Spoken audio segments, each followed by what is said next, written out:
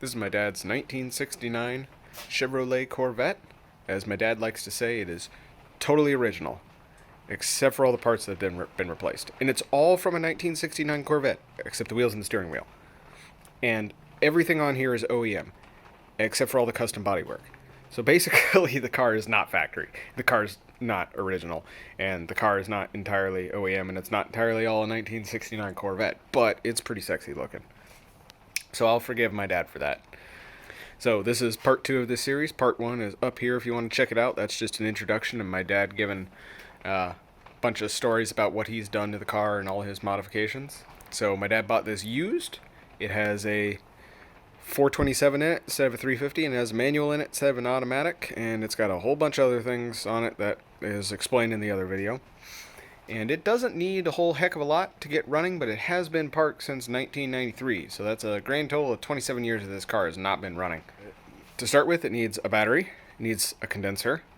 I need to turn the engine over by hand a good couple of times. It probably needs a spark plug change, just to confirm that it's not seized. I did turn it over, it's not stuck, but I just want to break up any rust that's in there and get a little bit of oil on the piston rings first.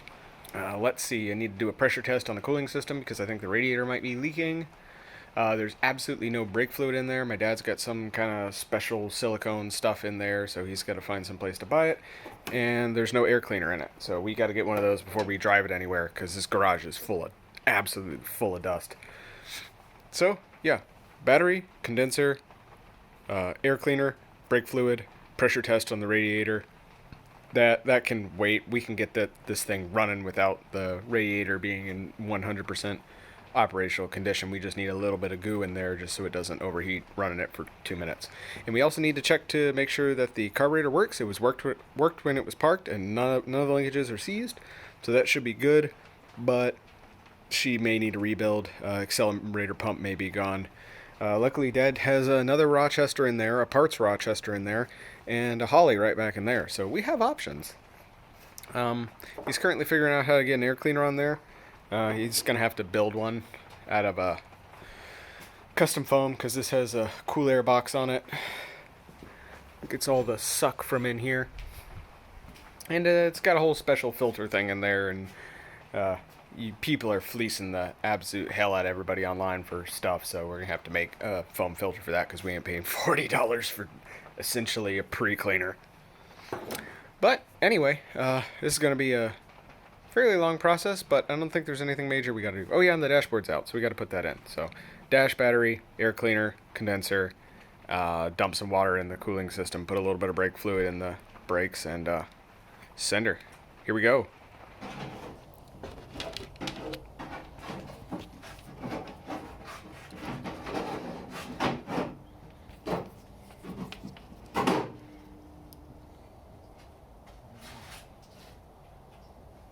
Every couple months.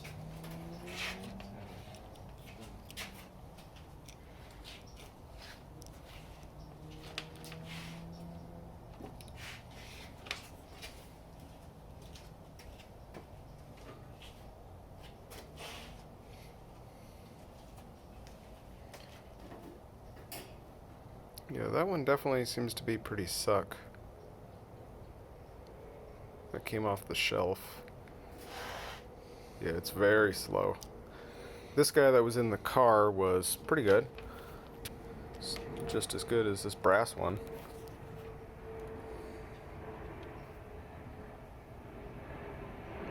Yeah, she was still holding charge. Ow, that burned my finger. So these two here are the best? No, this one sucks. This one's pretty good. This one's really good. I don't know if it's... I said these two are pretty good. And I haven't tested this one that's been ripped in half yet. Just throw it away.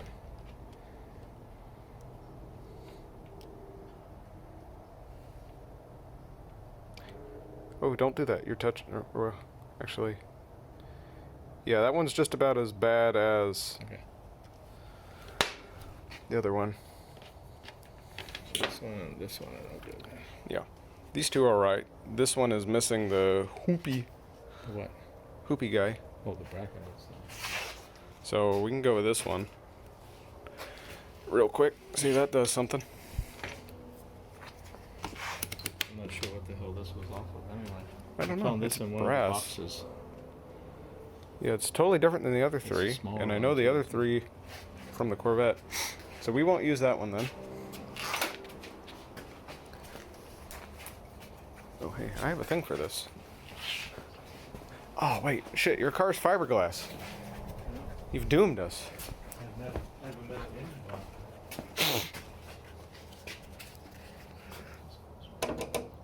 Metal hood latch, sort of. There it is.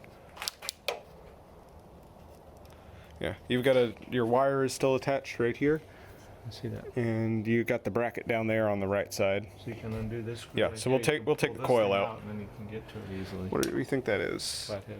9/16? I think it's just. Oh, I was looking at the bracket. I was just. Yeah, okay, yeah. Big boy flathead. New condenser is in. Let me screw that. There you go. Hold this. Thank you.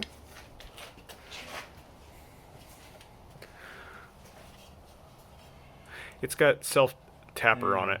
You can just replace it with a Longer screw. bigger 12. Needs to be about a quarter-inch longer. I was gonna get a Phillips head one too. Yeah. Let's get up and find out. Hex head if we can. What do you think? Does he think that's a number 12? Is it fine thread? These are all fucking carriage bolts. Alright, well, Dad went and picked up a battery. Got a just El Cheapo Walmart Group 78. And just the 1-year warranty one because it was $55. If he decides to upgrade it to an AGM at some point in time, which he's not going to, I'll take that and use that for dumb shit. And he also decided to just bite the bullet and buy the $40 air filters because I convinced him that making an air filter out of like door insulation was probably not a good idea. I still don't like running these, high performance air filters. I think they're a recipe for exploding your engine and deleting your crosshatch with all the sand you're going to suck into the intake. I really am a fan of fiber filters, but this is a performance car and we're not really going to run it, so we'll just let the fact that the garage we run it in is going to be full of sawdust and the place we drive it is going to be full of sugar sand. We'll just ignore that fact and continue running the performance foam filter, and maybe I'll convince him at a point in time to put a proper fiber filter on there and just forget about the L88 cold air intake. But this is what we're going to put in for the moment, just so that we can get it to run in, because that's what it's tuned for. Okay, it's been exactly 4 months, and I've done fuck all, except I've bought shit. So the parts cannon is loaded, primed, and ready to go. I just got to get Dad to climb in the Corvette and put the dash back in, because he doesn't want me doing that. I'm more than happy to do it, but I don't know where the screws go. He said there's some really complex thing you got to do, otherwise you'll snap the dashboard in half. So I don't want to be the guy who does that. I'll let him do that. But yeah, we're moving right now, and he's got a knee thing going on right now. So he just can't really cram into tight places. He's 30 years older than the last time he worked on this, but I digress. I have bought shit. I've also done research. Dad confirmed this thing does have a bit of a cam in it, but it's a flat tappet, and it also doesn't have hard valve seats. So, because she has a flat tappet, because she has a flat tappet, I got to get ZDDP for the oil if we change the oil. We probably should, because it's been 30 years. And because she doesn't have hardened valve seats, we got to have a lead substitute for the gas. And also, she's got to be straight ethanol free as well. So that's going to be expensive. I know the radiator is probably pretty borked because it's bone dry. So just preemptively I bought some radiator flush and cleaner. And if I don't use it for the Corvette, I can use it for some of the other garbage I own. And I'm just going to trust Derek from Vice Grip Garage. And I went ahead and bought some Berrymans to dump in the gas can and one to dump straight down the carburetor. And yeah, still haven't put the air filter in. And the battery is in the car, but it ain't hooked up because I don't want the thing catching fire. And yeah, I'm sure that's dead. So anyway, we're going to have to move this thing within the next month. So I at least want to get to the point where we can, drive it onto a car trailer. I don't think that's going to happen, but I at least want it, in the point that I can, the dash is in and it's not, seized. And we can make sure that the clutch is free and all that jazz. So anyway, that's just a quick update. I bought crap. I did some research. Flat tappet cams, non-hardened valve seats. Does have a bit of a cam in her. So, yeah, eventually we'll do something. I don't know when that is, but not now. Okay, we have some progress. Dad is absolutely adamant that he does not want me putting that dash back in, and I'm pretty sure he's blowing it out of the wire. I think it's just 6 screws, and I think it's just a pain in the ass to line it all up. But anyway, I'm just gonna keep nagging him until he does that eventually, because we're gonna have to move this thing here in the next couple of weeks. However, I did put in the air filter today. Did not oil it because I was not allowed to oil it, but it's in there at the very least, and we can oil it at a later date. So got the foam seal for the bottom, and we have the actual filter element up there, and that has been crammed in there. And there we go. So we have an air filter at the very least.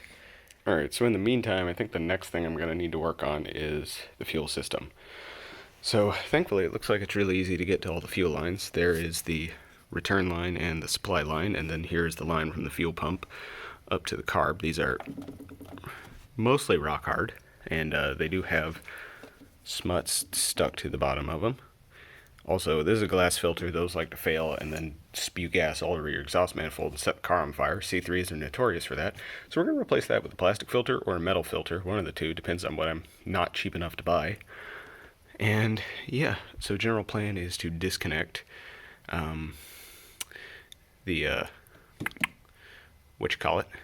supply line, route that up and over into a bucket, and then hook up a clicky-clack electric pump, prime that, and then just try and pull all the old rotten, nasty, varnished gasoline with lead in it out into a bucket so that we can get all that out, then pour in a bunch of fresh gas, and probably flush it all out again. We'll save that to put it in the Jeep or something. I don't know if I can know. Yeah, replace this guy, and then probably try and run the engine itself off of a little 2-gallon gas tank. I think I still got it stuffed back over here. Yeah, there it is. Run it off of that sucker. Just so we don't pull any garbage in there. And then take this line off, of course. Flush everything out of this system so that we don't put a bunch of varnish in there, stick all the valves, and then smack a bunch of valves with piston heads. And bend all that to hell and have to pull the engine and rebuild it. And yeah, and that filter will clog immediately anyway, so might as well pull it out and replace it with one that's cheaper. So yeah, I'm going to buy like 14 of those, and yeah, I'm also going to have to run one of those in front of the Clicky Clack, I think. No, Clicky Clack will be fine. They're like $10, filters like $5, so might as well just burn through pumps. So yeah, that's the plan. Just try and pump everything out of the tank, put some fresh fuel in the tank, and then run this thing for all the testing off of a, just like a oil jug or something, or, well, that 2-gallon gas tank over there. And yeah, hopefully that should be the end of the fuel problems, or the fuel pump's bad, and then we'll have to buy a new one. But I think I should be able to get it out of there. Maybe something. I don't know. I'll probably have to take all those hoses off of the radiator to get it out. I don't know. We'll see. Hopefully we don't have to replace it. Okay, even though Dad told me not to, I went and put the entire dash back together. I'm going to figure, I don't quite know what that is. I think that was for the CB radio that used to be in there. Same goes with that capacitor. I'm not certain, but I don't think those are factory. So I'm going to continue putting those in. I think they just mount right to that bracket right there. But regardless, he's either going to be proud or pissed. I don't know. We'll find out. Probably both. But I got all that back in there, and I didn't even break anything. He's just really reticent to let me work on the car. He's just really reticent to work on the car, period. I think it's just become, one of those things that seems insurmountable, and I've been trying to nag him into getting him to work on it. But he just hasn't wanted to take the plunge. So anyway, this was the stumbling block that was in the way, so I just went ahead and did it. So anywho, I'm going to figure that stuff out, but it was 2 screws here, 3 screws on the top, 2 over there on the side of the console. Then I had to put this kick panel back in, and then these 4 screws back down to hold this, whatever this is called, kick panel in, and then I had to put that panel back on. And that was it. Oh, and I had to plug the light in on this panel down here. And that was it.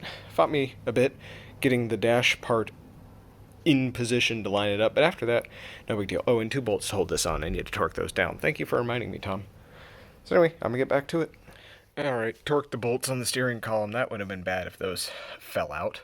And yeah, those are the controls for the headlights. I completely forgot about that. Definitely factory. Still do not know what this capacitor is for. But we'll just ignore it. No, we're not gonna ignore it. I'll ask Dad what it's for. Hopefully aftermarket. Probably not. All right, so we're back on the vet, and it looks like we hit a lucky patch for once. So I cracked open the gas cap. Pretty mungy, but if you look down in there, there's the sock. Sock looks clear, but she is bone dry. Absolutely nothing. Which is actually good because that means I don't have to clean it out. Also, it's incredibly easy to access. I mean, it's a straight shot. I can damn near reach my hand in there. I might even, yeah, I can actually fit my fucking tiny little midget hands in there. So, we're gonna get the shop vac and we're gonna suck out those big old chunks of rust, but we're not gonna have to fight varnish. So that's a huge win. We'll certainly have to flush the line out just to get all the shit that's in the hard line out, but we're not gonna have to deal with any of the shit I thought we were, which kind of sucks because I bought all the stuff to build a, auxiliary fuel tank before I even checked the actual fuel tank. So I'm gonna bust out the shop vac, see if I can suck some of that shit out without accidentally ripping the sock off, and we may be in some good shape here, buddies. Well, this is a luxury I'd never thought I would have. I was able to just stick a shop vac in the gas tank and clean out pretty much all the chunks of rust. I mean, there's still rust in there, but that stuff is just caked to the bottom. It's all just not even sugar rust. It's just powder.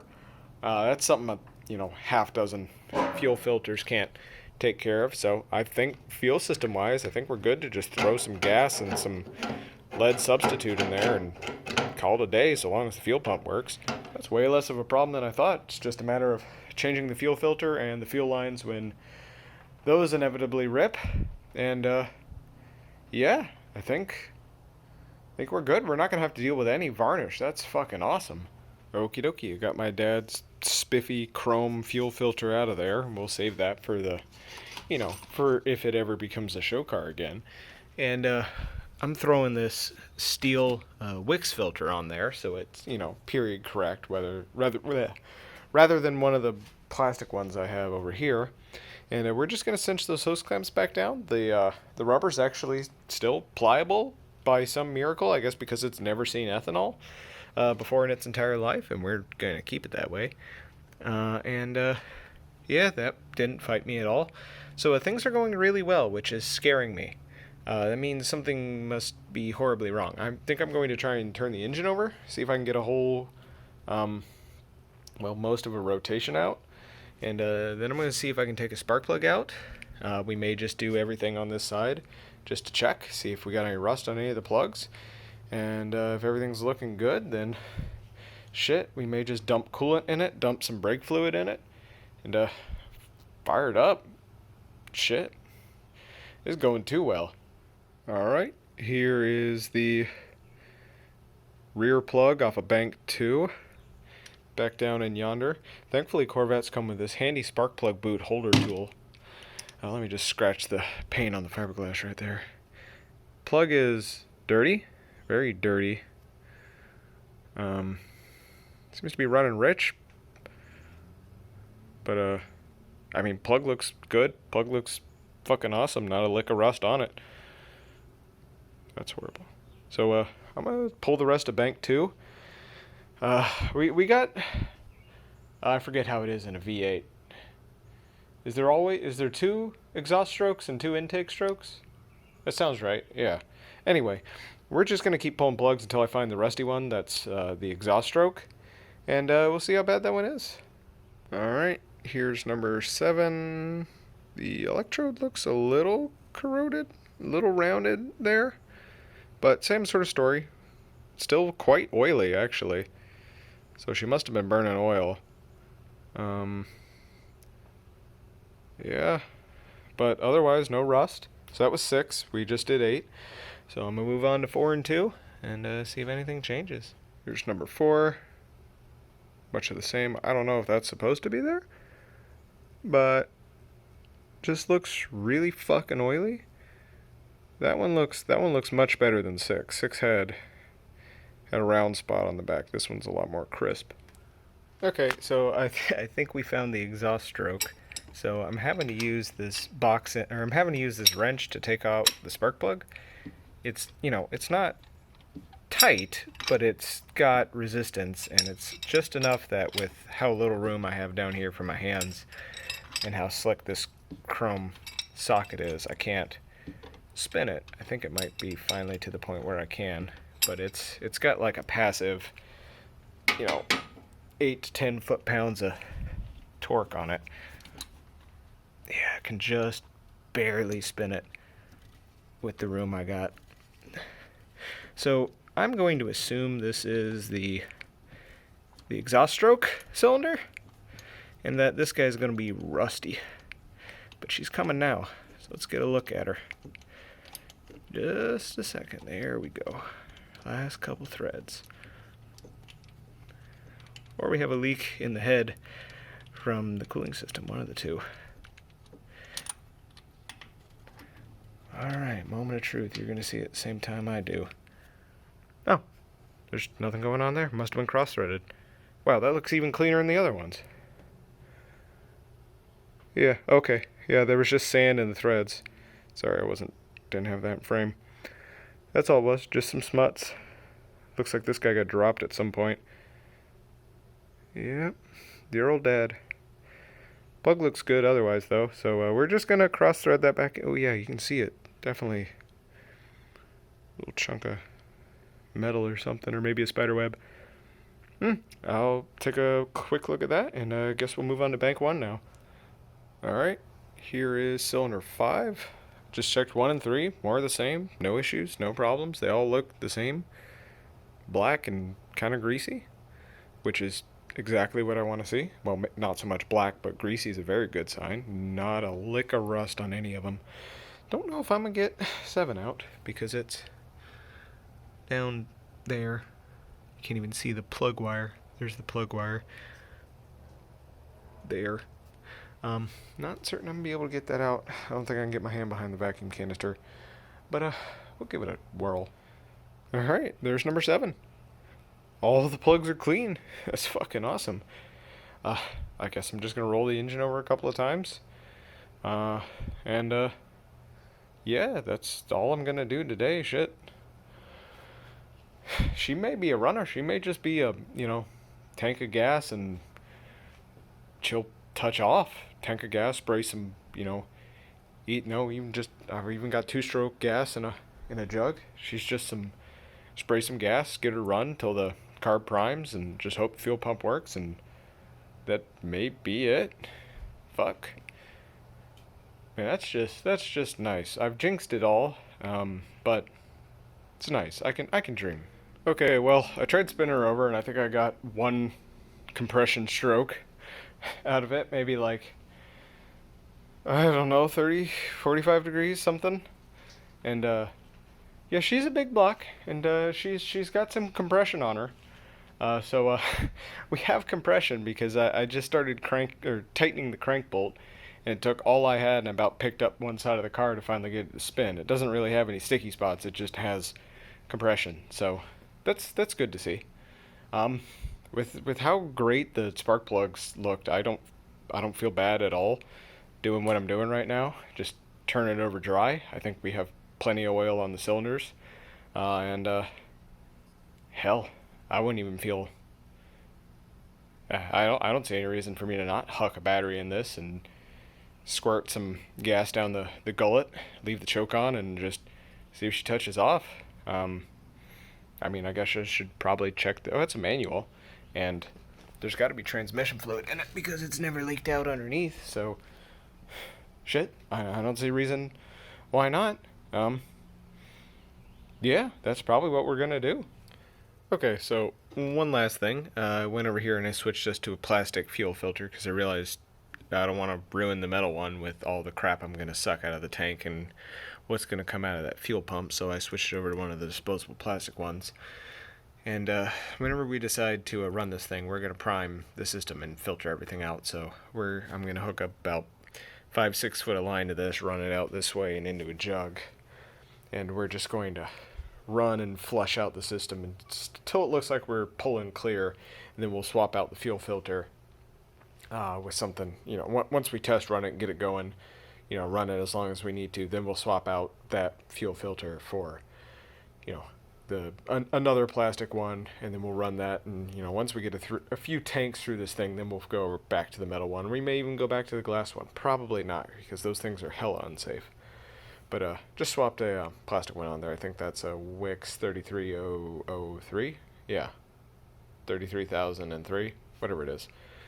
And yeah, I think I'm going to go try and look for the drain plug on the radiator now. I believe it should be down in that corner. Also, I went in there. The transmission is free. It seems like the clutch is free. I cannot find a dipstick anywhere, so we're just going to assume it's full of transmission fluid and call it a day. And yeah, that's really it, is throw some coolant in here. Oh, and we're going to pull the thermostat because it's so damn easy to get to. And I think Dad's got a half dozen thermostat gaskets over there. So we'll just pop that out of there, put it in the vise, beat on it, boil it in some water, make sure it works. And then fill her up with coolant. And then we'll figure out something with the brakes. Dad swears he's got a bunch of, at least one, if not multiple, jugs of yield and silicone brake fluid up in the attic somewhere, so we're going to go try and find that. Apparently modern, this is .5, apparently modern .5 is not made the same way, and it will absolutely wreak havoc on these old .5 systems. So there's only a few specific brands that you can run in C3 and other old .5 systems with silicone brake fluid, or it'll fuck everything up. So we're gonna have to figure out how to get some of that. Hopefully it's still up in the attic, and we can just grab that and dump it in there and hope for the best. Or I'll have to buy it. It's like $25 for a quart. They're not cheap. Okay, so I got down here, and if I can find the fucking things with the phone camera, I think that is their drain bolt, and I think there's either two of them or it's not the drain bolt, because there's another one over here. That one looks like a drain bolt to me. It seems to be on the bottom of the radiator, so yeah. Lots of spider webs under here. Also, looks like we might have a power steering system leak. Not really certain how to. There's not a reservoir for the thing, but she's all sorts of covered in oil. The whole power steering system is covered in oil, like every single linkage, so I think that might leak. So we'll definitely need to poke in there and take a look. Yeah, hoping that's a drain bolt. I'll have to look into it before I start torquing things. So I don't want to snap anything off, but it's rusty and it's got this white powdery garbage that the water pump has on it, so I'm going to assume it is. Yeah. The upside of Dad running 20 W50 in it is it doesn't have any oil leaks because the oil is so damn thick.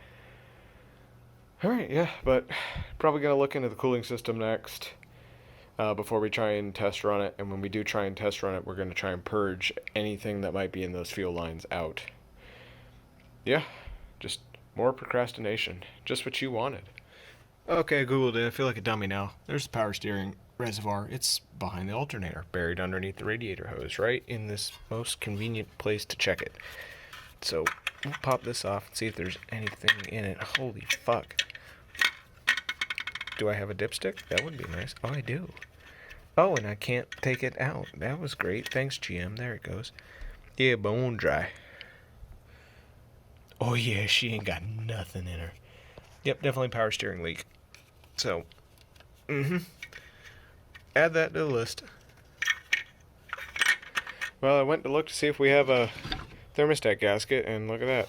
We have a thermostat, so with any luck, we have a gasket. $195, that's a little hot for my liking. Oh, yeah. Oh, she brand new. Oh, damn. Yeah, so we have a new thermostat. That's nice. By the way, this is cheating. Like, this isn't a, revival. Like, I'm not pulling this son of a bitch out of the woods. Literally, it's been sitting untouched in immaculate condition underneath a car cover in a garage for 27 years. It's been in fucking 100% humidity. I was sweating like a pig just standing over this thing for the last 2 hours. I'm in new clothes now, but yeah, I've got a Corvette worth of parts on the wall. This isn't this isn't a, proper revival. Like, I got a clutch, there's a fucking carburetor under there, spacers and shit. I got U-joints, springs, water pump, valve covers, everything. This is more of a resuscitation. We're restarting the heart. We're not doing open heart surgery here. But anyway, I'm gonna keep poking around in here and see if I can find a gasket. And yeah, well, we got a thermostat at the very least. I'm sure we're gonna need it. Well, I went through this big bin of gaskets and I found no thermostat gaskets. If I need to do an oil pan or a fucking rebuild an engine, we got all the parts we need. We got lifters and valves and other goodies and whatnot over in there. But yeah, no thermostat gaskets. I mean, I think this might technically work, but it would only be on the thermostat and not on the housing. So we'll just throw some blue goo on there, or I might pick one up if I can grab one for cheap and get it here quick. But probably not. We're probably just gonna goo it. So we do have a new thermostat, so we might as well throw that in there. I don't see any reason not to. Plenty of bearing seals, or rear mains and whatnot. Whole set of exhaust gaskets there. I noticed that Dad had the cheapo, not cut out ones running. He's got 2 different headers in here. Yeah, see, he's got this just sort of like sheet gasket on both sides. He's got these non-chrome. Oh wow, is that supposed to be like that? Anyway, he's got these just sort of rusty ones with Allen head ports in them over here. And then he's got this chrome painted one over here with square heads in it. So don't know what that's about. I'll have to ask him. Alright, just right quick, we have further cocked and locked the parts cannon. So, went and got 4.5 gallons of boat gas, and we're going to put 3 or so ounces of lead substitute in that, along with a can of Berryman's. Got 2 gallons of antifreeze concentrate, picked up a second bottle of power steering fluid, and also got a 10-pack of thermostat gaskets, because it was only $2 for 10. It's even Gates brand. I didn't even buy a knockoff. And also got some weather stripping cement so that we can stick down the air cleaner thing. And then I'll pull the air cleaner out and dump some of this Cashel GTX 20W50 on it, or actually probably this 10W30 down here, because probably want a thicker oil in the air cleaner, so we'll crack open one of those. We'll have to do an oil change eventually anyway. And yeah, so getting ready to do shit, I guess. I don't fucking know.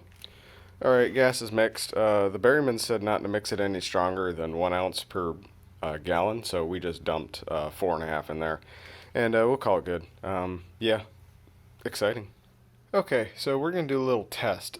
I don't think this rad actually has a drain plug. Those things I saw are like some kind of body mount or something, because I spin them and they don't do anything, so we're gonna ignore them. So I'm just gonna dump a gallon of water into the reservoir and just see if it comes out the bottom or not.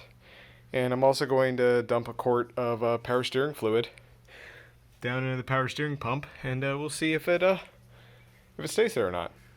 Well, it took 3 hands to do it, but I put half a quart in it, so it's gurgling on that at the moment.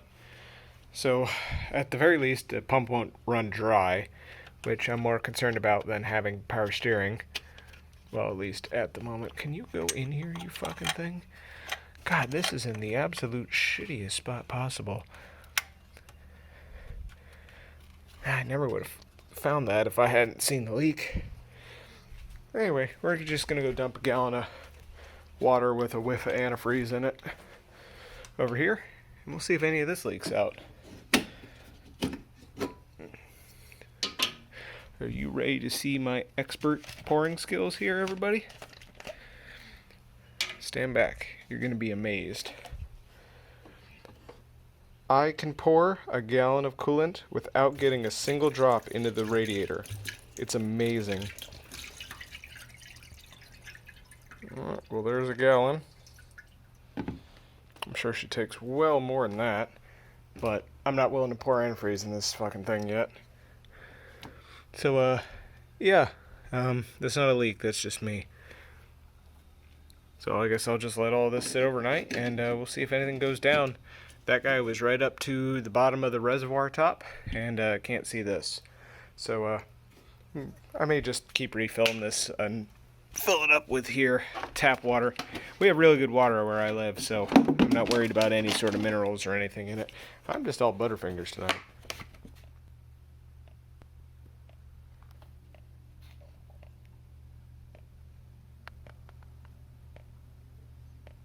Well, we can see already that the radiator does in fact leak, so good thing I didn't waste my coolant. Next, I got this weather stripping adhesive, so we're going to use that to stick down the air cleaner seal. And while we wait for this to cure so that we can do contact adhesion, we're going to pop the air cleaner back out and oil up filter, stick that back in, slap that back on, and that should be good to go. Alright, so the contact cement is fully cemented, worked perfectly. I thought it was going to not, and I just threw some 10W30, which I don't even know where the hell that came from, but I just used that, oiled down the air filter, and stuck it back in. And I'm not sticking this screen all the way in because I'll never get it back out, and I don't know if it's supposed to get in or not. I don't know. The fit is really tight on this thing on my dad's car, so I'd just as soon leave it as is and not push it all the way back in so that I can get the thing back out. And it'll still seal just fine, I think, probably, maybe. And yeah, I mean, come on, it's a fucking oiled screen filter. That's the only thing on here. It's a performance filter. It ain't doing much anyway. That little bit of air gap is not going to kill this car.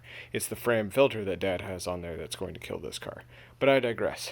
Next, let's pop open that thermostat gasket housing, or thermostat housing, and check the gasket and pull the thermostat out and see whether it is a slag chunk of rust or not. Well, the hose clamp and the hose came off just fine, but when I started pulling the hose off, it started doing that. I have no idea what that powder is, but it just all came out of there. It's the same sort of crap that's leaking out everywhere. That's kind of terrifying, but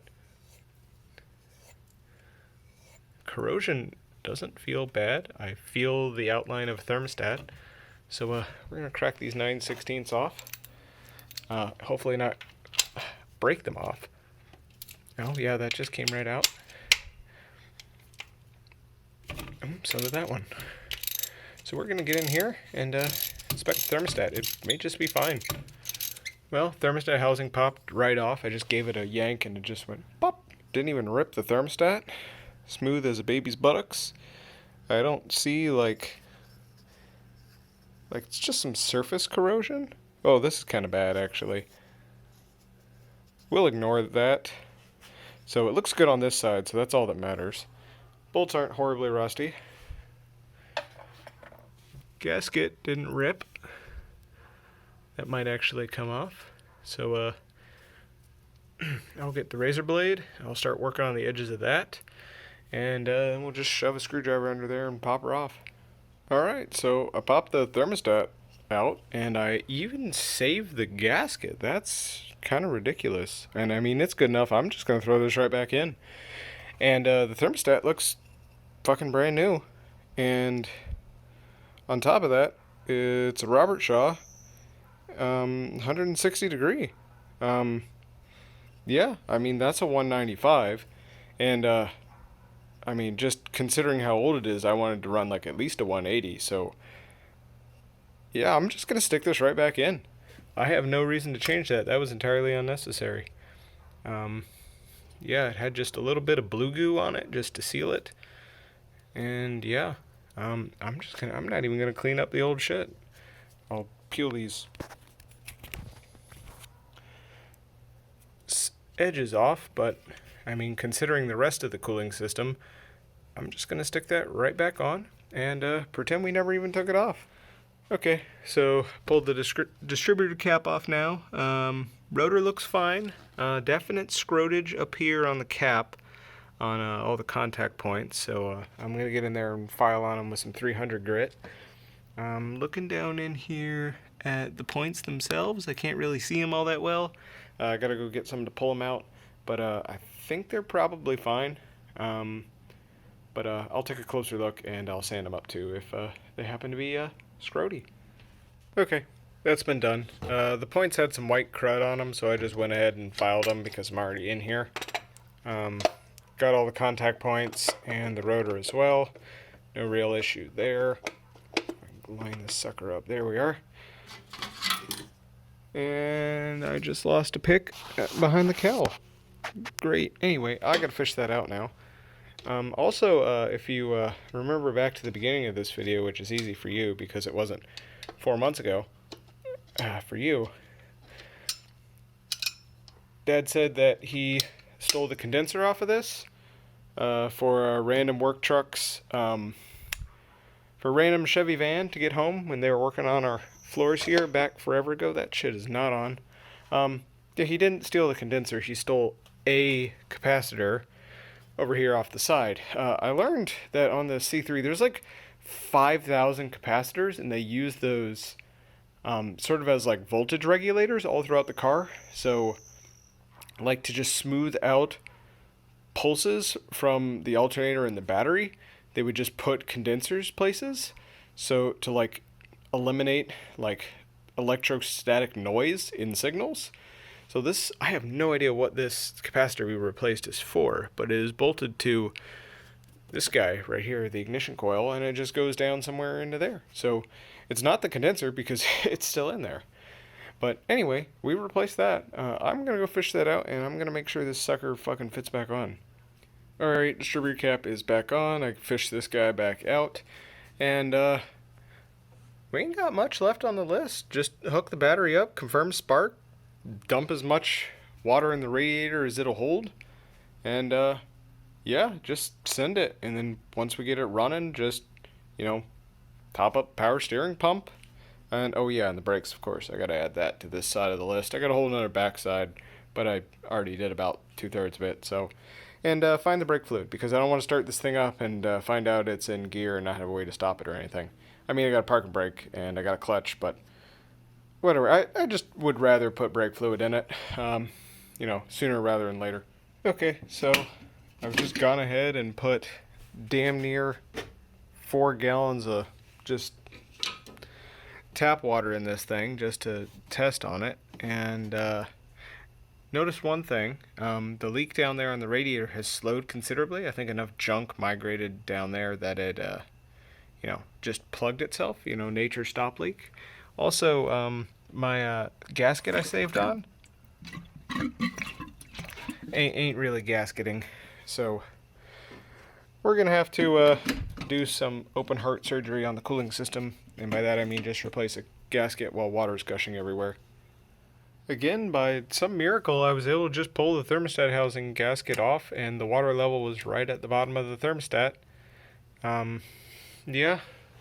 So I'm just going to stick this new one on. I think it has some sort of adhesive on it or something. I don't know why else it's got this. Oh yeah, it does. It's got like this sort of peel and eat sort of setup going. So I'm going to slap that on there. Maybe try and fill this through here. That sounds like a dangerous endeavor. I'm not going to do that. Maybe I will. I'll pour a little bit of water in there and I'll see if it blows all of this out and ruins everything. We'll see.